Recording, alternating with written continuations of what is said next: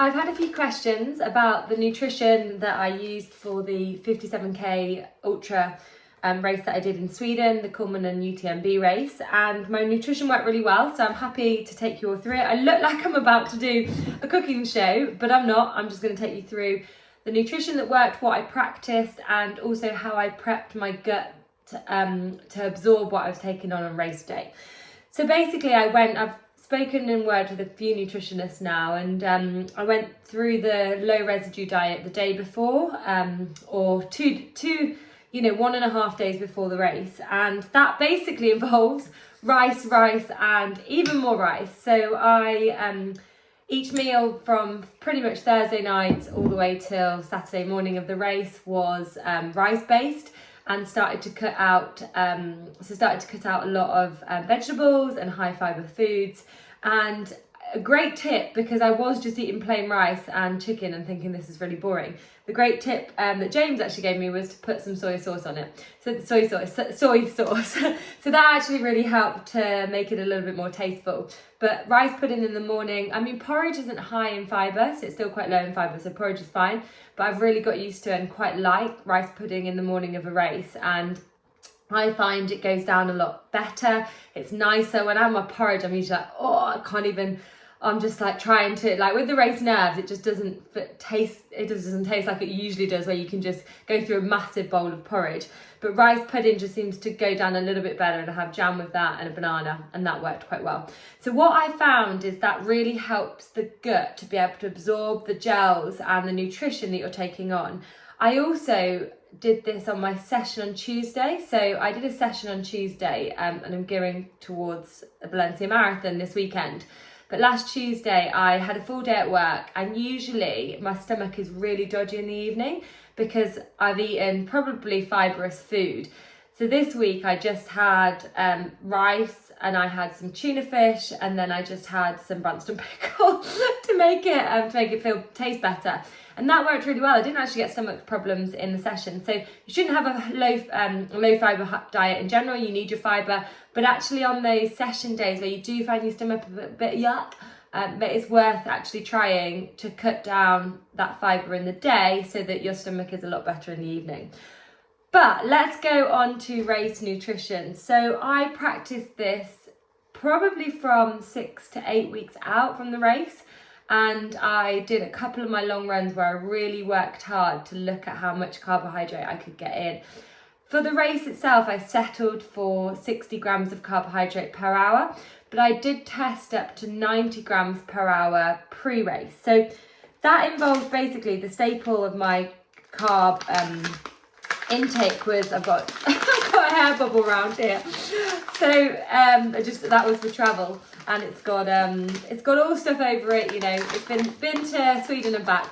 But the Precision Hydration carb mix. So I knew a lot of our athletes use this at New Levels Coaching, and I thought, I'm going to try it. And it doesn't have a very strong taste.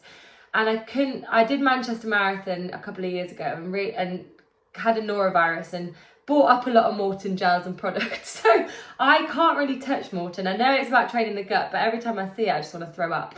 So I actually used, and that's nothing to do with Morton, that's just to do with I had norovirus, I took the gels and I literally threw them up, and so it doesn't bode well for me. So Precision Hydration is the carb mix that I use, so that was carb mix only. And with the trail races, it's a lot easier because you can obviously mix that with a drink, and then when you need a drink, you don't need to stop off at an aid station, for example, or a water station, because you can take your drink and then take your gel at the same time. But both my bottles had carb mix in it. And then I also went for, so now that carb mix has gone everywhere, but I also went for the Talk gel. So they've got 28 to 30, I think 30 grams of carbs, 28, it says 28 grams of carbs, which is a lot higher than some of the gels. So technically this means you can take less amount of gels and get more carbs. And I tried them, and no gel tastes amazing. It doesn't really taste like black cherry yogurt, but it tastes fine, and it has a different consistency. But I have used high five gels for marathons of past, which I really like, but these Talk gels do have more carbohydrate, so I wanted to use them. And then I also tested out the Precision Hydration caffeine gel. So again, we've got no sponsorship, no tie to any of these companies. It was just testing out different products and different tastes. And that's really what you have to do, because it's quite individual. You definitely can train the gut to absorb things, and definitely set the gut up right with the food that you eat the day or day and a half pre-race. I think people don't really realise that. But you do have to find the gels and the products that work for you. But actually in the race, I didn't take Precision Hydration caffeine gel. I actually took 2 Pro Plus because I hadn't tested out caffeine before the race. So I thought I'm not going to risk it with a new gel. So I thought I would just take the 2 Pro Plus, which is the same as that caffeine gel. And then I have tried out the Precision Hydration Chews, which I wouldn't ever use in a marathon because of the pace that I'm running. But for an ultra distance, when I'm running longer, I actually find it okay to chew, whereas when I'm running faster and more tempo pace, I find it hard to chew. I'd rather just take a gel. But I actually took one of these Precision Hydration Chews 10 minutes before the start of the race. So I got 30 grams of my nutrition, because they're 30 grams per 2 chews, in before that first hour, which was really good. And then in the couple of days before, I take electrolyte tablets to make sure I'm really hydrated. I actually learnt all about hydration when I used to play county hockey, and we had a coach who said it's really important 2 days out from a tournament to start your hydration. And it's important generally to stay hydrated, but even more important to get those electrolytes into you and get that hydration started 2 days out, rather than just panicking the night before and getting it all in. So that was good advice. And so they're the type of products I had. For the race, I do need a lighter hydration pack. I got one from Decathlon, quite cheap actually, and Lewis was like, you need a lighter one, it's too bulky, but it worked fine for the race. And I had the different pockets that I could basically put my gels and food in. The one thing I would say, especially on the ultras, is don't just pack your pockets and just have no system to it, because you've got to think about, you don't want to be faffing around when you're running. Yes, it's fine if you do stop at an aid station, but I wasn't going to really stop. So I needed to get my nutrition out as easy as possible. So it's making sure you know where your first 2 gels are, if you want to balance things out, where your first and second one is, that type of thing. So in terms of practice, so the first time I did my long run, which was about 6 weeks out from the race, I had an injury before that, so I couldn't do many long runs. I actually went for 90 grams of carbohydrate per hour, and I tried to get that in. Worked great for the first hour, worked okay for the second hour. By the third hour, I was like, I'm not taking any more product in. So I think I did a 2.5 hour run. So I was coming home anyway, but you need to still practice that nutrition. So you don't necessarily need that nutrition at that point, but I needed to practice it. And I just couldn't take another gel. So although I'd front loaded, it had affected my gastric system and my absorption later on in the race. So I actually wasn't going to get much in, and it made my stomach feel funny, and it just was, a bit angry at me. So a lot of athletes do try and aim for higher carbohydrates, and there's a lot about this, but it also needs to be absorbed. And I think depending on the distance and the race that you go, you need to look at what forms they come in. So it is all about trial and error. So for the moment, because my longest race, it was 50k and likely to be 50k next year, or it's 57k, but longest is likely to be around that distance. Gels and carbohydrate mix and chews still work really well for me, so I don't need to look too far into the solids. What I decided was I could probably take around 70 grams of carbs, but actually just to be safe, and I knew that I got the energy that I needed from 60 grams, I'm going to do 60 grams for this race, because that seemed to work perfectly in training. My final long run, which was it 3 hours? 3 hours that I did on my own. Oh no, 3.5 hours, because I did 27 miles and did that on my own. I took 60 grams per hour, which worked perfectly.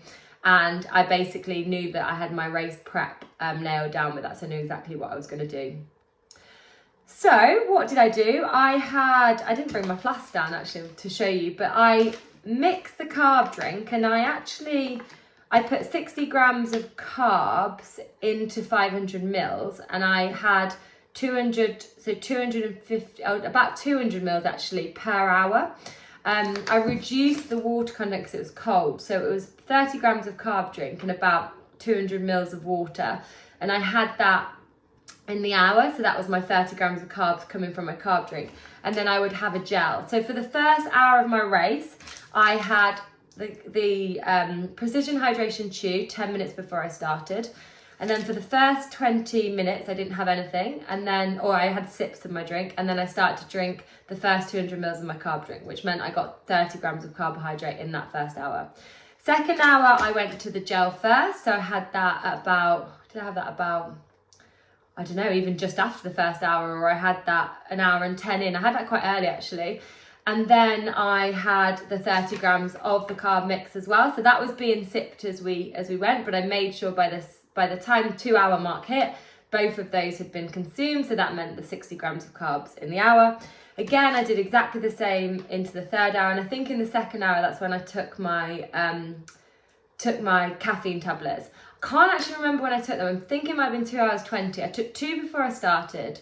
So it's again a bit of experiment with caffeine, because I did have a bit of a slump in about 23 to 26 miles where I started to find it quite hard. But then mentally, I also picked up in the last 6K. So I think my caffeine at 2.5 hours actually kicked in that last 6K and made me a lot more alert. I mean, you never know, it just could be racing, but there is science behind it. But it is a bit of an experiment as well. And then what did I do? I went, because that's 4 hours, so the third hour, and then I'd basically planned for 4 hours of nutrition. So then in that last 40 minutes, I didn't take anything on. There was 2 aid stations at the race. I missed the first one because I didn't need it. You had to carry all your stuff anyway. So I had all my drink and my gels packed. So there wasn't really anything I needed to stop off with.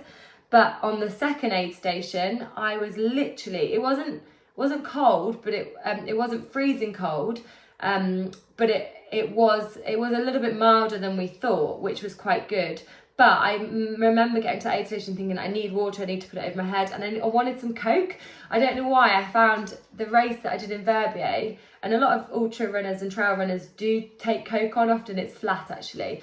But they said they did have it at the last aid station, or they said on the pack, I think, but they didn't have it. So that little bit of sugar I didn't actually get into me, and I forgot that I actually packed some emergency Haribo in my vest just as a bit of a pick-me-up. Totally forgot about that. Probably could have had that, and that would have really helped. So something like your favourite sweet, putting in your pack for like the emergency last 10K when you just need something to pick you up might be quite useful, because that's what I feel like Coke does to me. It gives me that energy and that sugar that I need, especially in hot conditions. And this wasn't hot, but it was really helpful. So that was my race nutrition, and I feel like I nailed it. So I nailed one of my process goals. So mixture of talk gels, precision hydration, didn't really need electrolytes, and I think I'm going to experiment with electrolyte tablets. So you get salt tablets, but electrolyte tablets. I don't have to worry about taking on electrolyte drink, because sometimes you get to the point where you're like, well, I need carb drink, I need electrolytes in water, I need, plain water. So there's a lot to think about. So I think I'm going to experiment with the actual electrolyte tablets for next year, so that I can just have my normal carb drink and that will sort me out. But then I'll still be having those electrolytes, which can be really important when it's really hot. So that is really everything. So we've got precision hydration carb drink, we've got the talk gels, we've got precision hydration gels, we've got the chews. With these chews, actually, I mean, loads of brands do them, but I also do eat these now pre-session. So last Tuesday I had, what did I have? My rice for lunch with my tuna, very plain, very boring, but it's only one day. Had rice pudding in the afternoon as a bit of a snack, and then I had a chew before I went out, and I actually felt really good during the session. So that again helps you to stomach things rather than things settling on your stomach. Now I'm doing Valencia Marathon next week, so that is quite different to a trail race, and because I'm not going to take my pack, obviously. Well, to be fair, some people do run marathons in the pack, and sometimes people think, oh, it's a bit too heavy, but it depends on what pace you're running, and if you're out for a long time, it can mean that you're carrying all your nutrition. I found some amazing shorts on running. Have got shorts where they've got the belt at the top, so it's like a mesh thing, and they've got 2 pockets on each side. And I had a gel belt for the marathon last year, and it was just bouncing up all over the place. I was literally like pulling it down every mile, and I was like, I literally can't do that again. So I've got these on shorts, and the gels fit in that pocket area, which is amazing. So I'm going to be using them, and all 4 of my gels, I think I'm taking 4. How many am I taking? Maybe, so 1, I'll be taking 2 every hour. So depending on how fast I run. Yeah, so probably 4 or 5 gels that is what I'll be taking. So they'll go in those pockets, and then I'll just take water from the water station. So very different not different in terms of how many carbohydrates I'm trying to get in per hour. For the marathon, I'm still going to get in 30 grams per half an hour, basically, so 60 grams per hour. But it's not going to be carb drink, because I'm not an elite start, so I don't get my carb drink. I did in Manchester, but I don't get it this time. So I'm gonna I mean, it'd be amazing to be able to take the carb drink, but I can't carry that. So gels work absolutely fine. So that's what I'll be doing in Valencia. I'll also have a chew before I start the race, and then I'll have the low residue diet the day before and the morning of the race. So if you do have any questions about nutrition, I am more than happy to answer them. I found it when I started a bit of a minefield, and it is literally just about the carbohydrate balance and then creating the right, ecosystem for the gut to work well in, but also about experimenting and trying things. Like, the worst thing you can do is come to a race and not have tried the product, because your body's just not used to them and you don't know how it's going to react. So try and test things first. Test them in your long runs. You give yourself a nutrition strategy, and also make calls during races. If your stomach is feeling a bit iffy, just don't take that gel. Like, the worst thing is to take something that your stomach, or you don't feel like taking at that time, and then you just throw up, or you feel really ill because you've taken it. The likelihood is you've loaded carbohydrates early on, and that's really, really important. So that gel pre-race, those gels and those carbohydrates in the first hour or 2 are super important, because if you wait until hour 2 or 3 and haven't done anything in that first bit, you'll just have no energy. It's like, you'll be empty in the tank and then trying to top it up, and it's just not going to work. So even if you take your nutrition, and then say by hour 3 or 4 in an ultra or in a marathon, you're struggling to take it on, and that carbohydrate amount reduces, don't panic. Reduce that amount, but still try and take something on, because it will be helpful. But you should have the energy from that first part of the section anyway. So that would be my advice. Test and try things, find out what works for you, but get a system and process in place that you can use for each of your races that that worked. And when you feel comfortable with a certain level, people talk about 120 grams of carbohydrate per hour, which is a hell of a lot to take in. So don't try and go to the top first. Try your 60 grams and then build to 70 to 80. And for marathon, 60, 70 grams is absolutely fine. When we're talking about the longer distances and the ultras, that's when you can look at, okay, can I go up 10 grams? How does my body react? If it's fine, great. If it's not, go back and stick to what works for you. So lots of tips and advice there. Hopefully that works. That's my second video of training tips with Gemma. That's what I'm going to call it. Not going to do a Delia and be in the kitchen for too long. But if you do have any questions, pop them in the comments, and I can answer them there as well.